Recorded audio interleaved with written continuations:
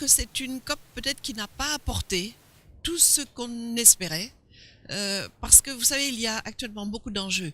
La COP de Paris, avec l'accord de Paris, a mis en place ou commencé à mettre en place un système qui doit maintenant être mis en œuvre.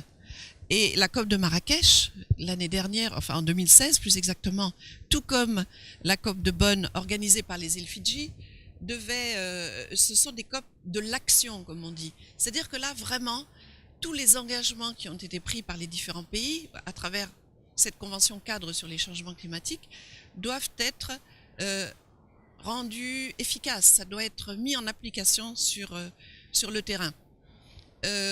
Pour cela, il faut des financements, bien entendu, parce que je peux dire qu'avec cette COP, on est carrément dans un changement de développement.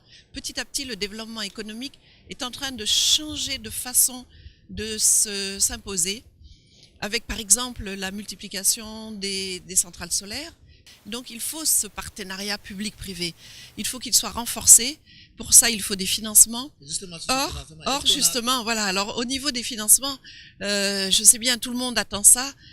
On n'a pas eu autant de satisfaction que l'on aurait pu souhaiter. C'est vrai que c'est difficile pour les pays du Nord de mettre de l'argent sur la table pour aider les pays du Sud. Mais pourtant, c'est une exigence. Si on veut que la planète vraiment et que les conditions de vie sur la planète s'améliorent et que les changements climatiques prennent une tournure beaucoup plus favorable à ce que l'on vit actuellement, il faut absolument que les pays développés mettent des financements sur la table. Et là, on est un peu encore en attente. Mais pour l'instant, on est quand même encore...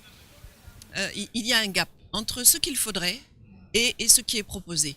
Donc on espère qu'avec les futures COP, la fin de l'année, ça sera en Pologne, on espère que d'ici là, beaucoup d'efforts seront faits pour qu'on ait satisfaction, pas complète, hein, l'idéal n'est pas de ce monde, mais au moins quand même qu'on ait suffisamment pour pouvoir régler nos problèmes, que ce soit sur le littoral, que ce soit, comme je disais, dans le domaine de l'agriculture, dans le domaine de l'énergie. Il faudrait que l'exploitation des ressources soit en phase avec les exigences de préservation de l'environnement et du climat. Si vous détruisez par exemple les forêts, vous amenuisez le couvert végétal. Le couvert végétal absorbe le carbone. Et lorsque ce carbone en grande quantité continue de déambuler dans l'atmosphère, ça a un effet sur l'effet de serre et donc sur l'augmentation de la température ambiante et donc sur des menaces à court, à moyen et à long terme sur la qualité de vie et à terme sur la survie tout simplement de l'humanité.